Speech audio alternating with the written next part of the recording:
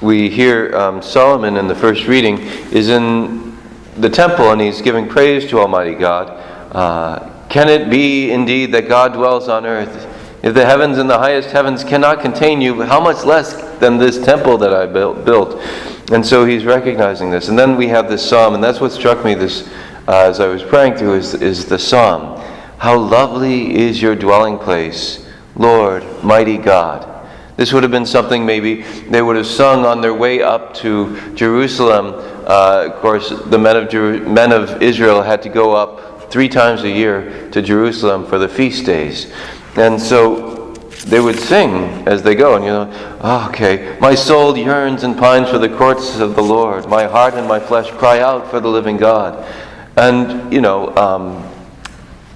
it says, even a sparrow finds a home and a nest to dwell in the temple of the Lord. Well, of course, things were a little bit more open, and so birds would have gotten in and stuff like that. I'm thinking about a certain priest's first Mass where he was dive-bombed by a bat as part of his first Mass. I mean, because the animals live there. And the psalmist is saying, to be able to live in the house of the Lord, to be in His presence all the time. Blessed are they who dwell in your house. I'd rather one day in your courts than 1,000 elsewhere. I'd rather lie at the threshold of the house of my God than dwell in the tents of the wicked. He's saying, here we know, because the Ark of the Covenant has been brought in, as we heard just the other day. The Ark of the Covenant has been brought in. The glory Shekinah cloud has come and filled the temple. We know God's presence is here. And how to be in His presence. And now today, we recognize God's presence isn't just in Jerusalem, but He chooses to dwell in a tabernacle, even smaller than the temple of Almighty God that Solomon built. He chooses to be in a tabernacle under the form of bread so that we can be in His presence. We can come to adoration when He is exposed in the monstrance.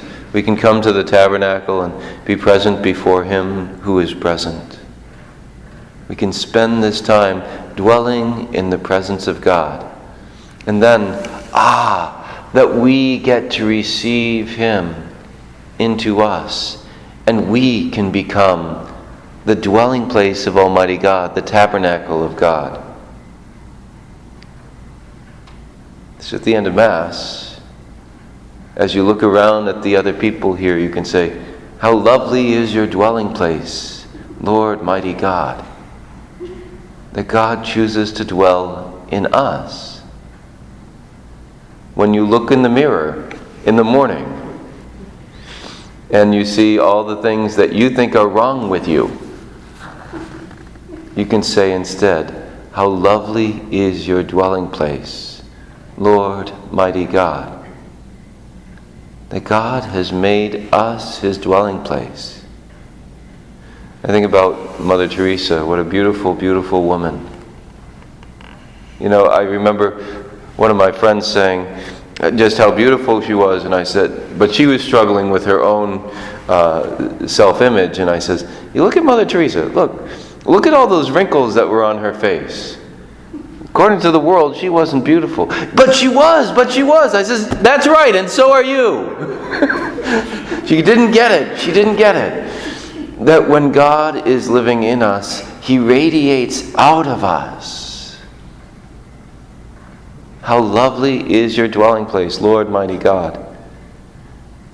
Oh, that we may have eyes to see God's presence dwelling in our midst.